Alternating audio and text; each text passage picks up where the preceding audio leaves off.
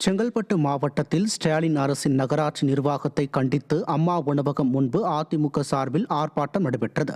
அரசு மருத்துவமனை வளாகத்தில் உள்ள அம்மா உணவக பெண் ஊழியர் மீது மின்சாரம் தாக்கப்பட்டது. அம்மா உணவகத்தில் மின் உபகரணங்களை பராமரித்தும் பாதிக்கப்பட்டவருக்கு இழப்பீடு வழங்கவும் வலியுறுத்தி அதிமுக நகர செயலாளர் VR செந்தில்குமார் ஏற்பாட்டில் ஆர்ப்பாட்டத்தில் ஈடுபட்டனர். திருவண்ணாமலை மாவட்டம் ஆரணி அருகே திமுக அரசு நடத்திய விளம்பர போராட்டத்தால் வாகன ஓட்டிகள் கடும் சிரமத்திற்கு ஆளாகினர். தச்சூர் தபால் நிலையம் முன்பு இந்தி திணிப்பு மற்றும் மும்மொழி கொள்கையை எதிர்ப்பதாக விளம்பர நோக்கத்துடன் திமுகவினர் ஸ்டாலின் அரசின் கைக்கூலி ஏவல் துறை பாதுகாப்போடு ஆர்ப்பாட்டத்தில் ஈடுபட்டனர். இதனால் பொதுமக்களும் வாகன ஓட்டிகளும் அவதிக்குள்ளாகினர். விளம்பர போராட்டத்திற்கு பாதுகாப்பு கொடுக்கும் ஏவல் துறை அதிமுகவின் அறவழி போராட்டங்களுக்கு அனுமதி மறுத்து அராஜக போக்கோடு நடந்து கொள்வதாக பொதுமக்கள் குற்றம் சாட்டியுள்ளனர்.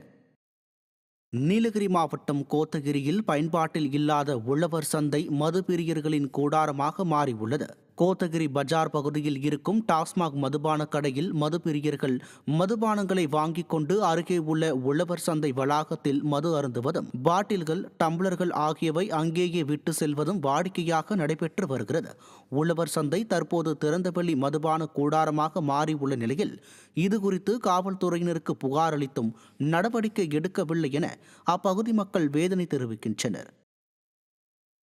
விருதுநகர் மாவட்டம் ராஜபாளையத்தில் ஸ்டாலின் பிறந்த நாளை முன்னிட்டு நடைபெற்ற வளைகாப்பு நிகழ்ச்சியில் 1000க்கும் மேற்பட்ட கர்ப்பிணிகள் 5 மணி நேரமாக காத்து கிடந்தனர்.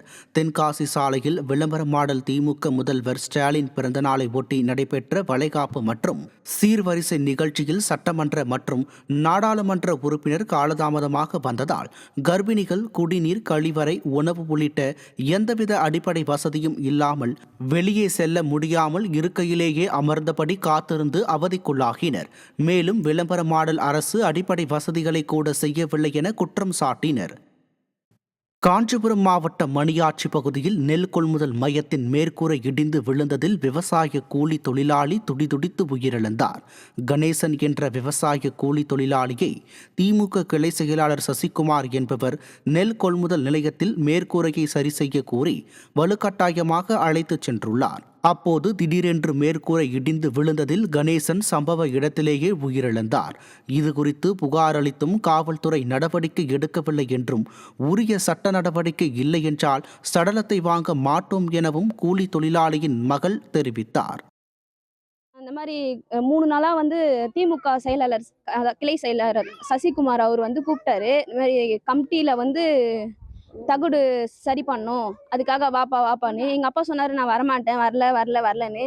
அவர் ரொம்ப எங்கள் அப்பாவை கம்பல் பண்ணி வாப்பா வாப்பான்னு கூப்பிட்டு போயிட்டாரு. கூப்பிட்டு போகும்போது அந்த வேலை செய்யும் போது எங்கள் அப்பா மேலே அந்த தகுடு மீந்திருக்கு. எங்கள் அப்பா ரொம்ப சீரியஸாக ஆகிட்டாரு. என்னை காப்பாற்றுங்க காப்பாற்றுங்க எங்கள் அப்பா கத்துறாரு. அப்படியே அந்த இடத்துல உயிர் போயிடுச்சு. நாங்கள் போலீஸ் ஸ்டேஷன் போனோம், கேஸ் கொடுத்தோம், ஒன்றுமே பண்ண முடியல எங்களால். இந்த சசிகுமார் மேலே கரெக்டான ஆக்ஷன் எடுக்கணும், எங்களுக்கு நீதி வாங்கி கொடுக்கணும், நீங்கள் தான் எல்லாமே பார்க்கணும். அவர் திமுக கட்சி செயலாளர். அவர் மேலே ஆக்ஷன் எடுத்து எங்களுக்கு என்ன பண்ணணுமோ அது பண்ணோம். எங்கள் ஃபேமிலி எப்படின்னு இதுக்கப்புறம் எங்களுக்கு தெரியல. எங்கள் அப்பா இருந்தால் தான் எங்களுக்கு எல்லாமே. இதுக்கப்புறம் மேலே இன்ன வரைக்கும் எந்த ஆக்ஷனும் எடுக்கல. அவர் மேலே கரெக்டான ஆக்ஷன் எடுக்கணும். அவர் கட்சி மூலயமா இருக்கிறதுனால எங்களால் ஒன்றுமே பண்ண முடியல. எங்களுக்கு என்ன பண்ணுறதுன்னு தெரியல. நாமக்கல் மாவட்டத்தில் உள்ள ராசிபுரம் புதிய பேருந்து நிலையம் இடமாற்றத்திற்கு எதிர்ப்பு தெரிவித்து பேருந்து நிலைய மீட்பு கூட்டமைப்பினர் சார்பில் கண்டன ஆர்ப்பாட்டம் நடைபெற்றது. தினந்தோறும் ஆயிரக்கணக்கானோர் பயன்படுத்தி வரும் இந்த பேருந்து நிலையத்தை 8 கிலோமீட்டர் தூரத்திற்கு இடமாற்றம் செய்ய முயற்சிக்கும் திமுக அரசை கண்டித்து முழக்கங்கள் எழுப்பப்பட்டது. கொடைக்கானல் பேருந்து நிலையத்தில் காட்டெருமைகள் உலா வந்ததால் பொதுமக்கள் அதிர்ச்சியடைந்தனர். கடந்த சில நாட்களாக வனப்பகுதியை விட்டு வெளியேறும் காட்டெருமைகள் நகர்பகுதிக்குள் சர்வசாதாரணமாக சுற்றித் திரியும் நிலையில் விடிய அரசின் மாவட்ட நிர்வாகமும் வனத்துறையும் அலட்சியமாக இருந்து வருகிறது. இந்த நிலையில் கொடைக்கானல் பேருந்து நிலையத்தில் காட்டெருமைகள் சுற்றித் திரிந்ததால் பேருந்துக்காக காத்திருந்த மக்கள் அதிர்ச்சியடைந்தனர். மனித உயிரிழப்புகள் ஏற்படுவதற்கு முன்பு காட்டெருமைகளை அடர்ந்த வனப்பகுதிக்குள் விரட்ட வேண்டும் என பொதுமக்கள் வலியுறுத்தியுள்ளனர். தருமபுரி மாவட்டத்தில் உள்ள அரூர் அரசு மருத்துவமனையில் நோயாளிகளின் வசதிக்காக 6 லட்சம் ரூபாய் மதிப்புள்ள பேட்டரி வாகனத்தை அதிமுக முன்னாள் அமைச்சர் KP அன்பழகன் வழங்கினார். அதிமுக எம்எல்ஏ சம்பத்குமாரின் தொகுதி மேம்பாட்டு நிதியில் இருந்து வாங்கப்பட்ட இந்த வாகனத்தை முன்னாள் அமைச்சர் KP அன்பழகன், எம்எல்ஏ சம்பத்குமார் ஆகியோர் மருத்துவமனை நிர்வாகத்திடம் வழங்கினர். இந்நிகழ்ச்சியில் அதிமுக நிர்வாகிகள், தொண்டர்கள், மருத்துவர்கள் என ஏராளமானோர் கலந்து கொண்டனர். நீலகிரி மாவட்டம் கூடலூர் அருகே முதுமலை வனப்பகுதியில் ஏற்பட்ட காட்டுத்தீயில் சிக்கி 10 ஏக்கர் அளவிலான மரங்கள் எரிந்து சாம்பலானது.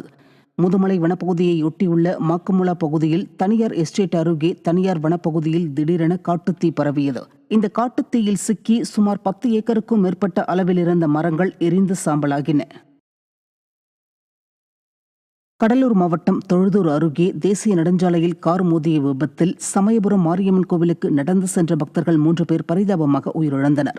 50குடி கிராமத்தைச் சேர்ந்த 30க்கும் மேற்பட்டோர் சமயபுரம் மாரியம்மன் கோவிலுக்கு பாத யாத்திரையாக தொழுதூர் அருகே சென்று கொண்டிருந்தனர்.